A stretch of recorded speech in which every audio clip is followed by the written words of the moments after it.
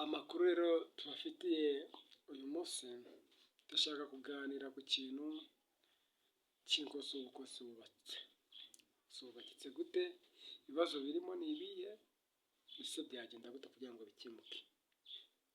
Usanga rero ingo zimwe na zimwe zirimo zigenda zisenyuka, abenshi bari kwaka amadevoruse. Ese wakwibaza ni iki gitera kwaka amadevoruse mu ngo zigiye zihari cyangwa mu ngo ziri gushenyuka? Kenshi na kenshi rero usanga abantu bamwe na bamwe usanga bari kugenda, sinzi uko navuga, usanga umuntu abanye n'umuntu, babanye nabo bahuje aribo bihuje, ndetse baba bafite umuntu ku giti cye, barakundanye nyine barabaye, ugasanga babanye igihe runaka baratandukanye. Se biba byatewe n'iki?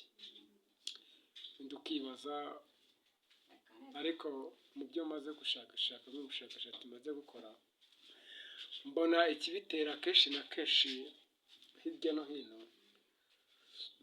usanga nta kwizerana gisigaye kuriho ku bantu bari kubana.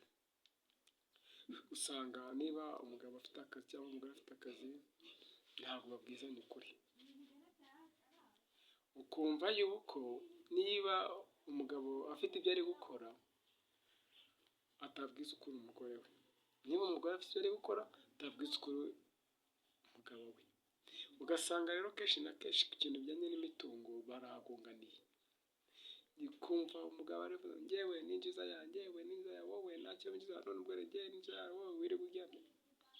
Ugasanga ibyo bivuyemo intandaro yo kuba abantu batandukanye. Kandi ugasanga nanone bigize n'ingaruka ku bana babyara. Nimba urugo iyo rurimo amakimbirane n'abana bibagiraho ingaruka kameme. Nimba wowe umugabo wawe cyangwa umugore n'umugabo batabanye neza, bahora bazunguzanya, ibyo byose first of all, icya mbere, abana bibagiraho ingaruka, kuko buriya umwana aba akeneye uburere ku babyeyi bombi.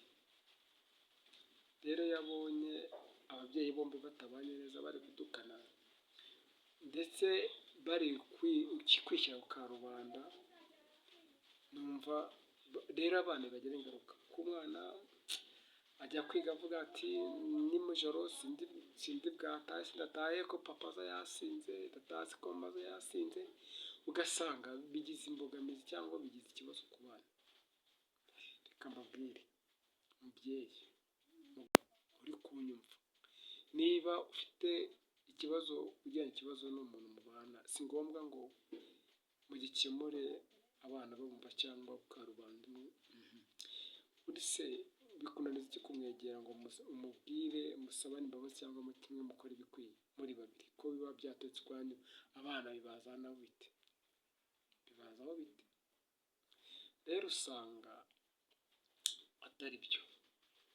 Ibyiza ahubwo ni uko nimba ugiranye ikibazo n'umuntu mubana, mwagashakira umwanya mukagikemura ubwanyu, bitagiye kumenyekana n'abana cyangwa ngo uze wasinze utukane ntambara ibi. Ariko hari uwambwiye ngo njyewe ngo ibibazo mbimenya iyo nasinze, kandi iyo nasinze singomba kwikontorora.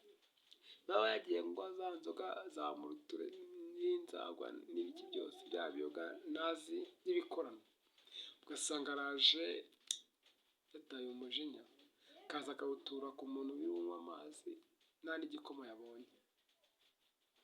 Ugasanga araje amubwiye nabi, bigize uko. Ntabwo ari byo. Aho rwose uri kwibeshya kandi uri kwisenyera, ko buriya urugo rwawe ni wowe ruzagira umumaro. Kandi niyo watse n'iyo divorce, menya ko hari ibintu uhombye, kandi hari n'ingaruka zibaho.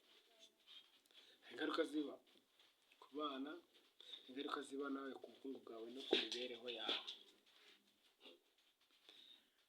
Sasa nicyo nakubwira ngo gerageza ukemure ibibazo, gerageza uce bugufi, kwishyira hejuru ngo wumve ngo runaka niwe ushobora gusaba imbabazi, niwe bigomba kuba. Oya, gerageza ahubwo ibintu byose utware gake, kandi uganire n'umuntu mubana, uganire n'abo bana bawe, bizarushaho kuba byiza kandi uzarushaho gusanga ari ukuri kurenze ku byo wowe wibwira.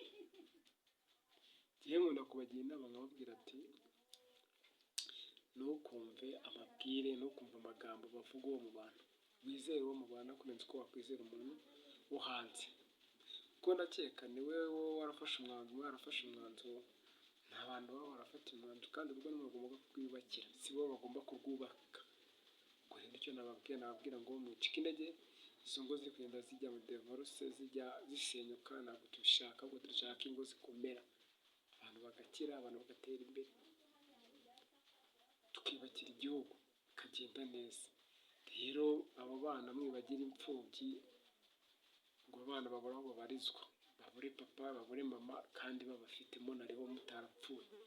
Hari ibintu ngo bya divorce byihaye ubu ngubu, reka buri mwanya buri muntu wese ngo ni divorce, ni ibiki?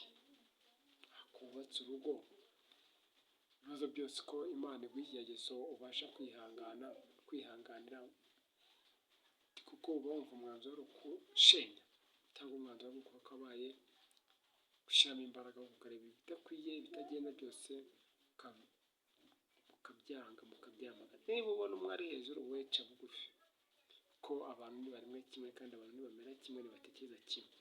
Niba ubona umwe atakubaka, gerageza umwigishe kandi uce bugufi umureke, ariko kurwana cyangwa kugusekura ntabwo aribyo bya mbere. Gusa rero ndabakunda kandi ndabishimira cyane.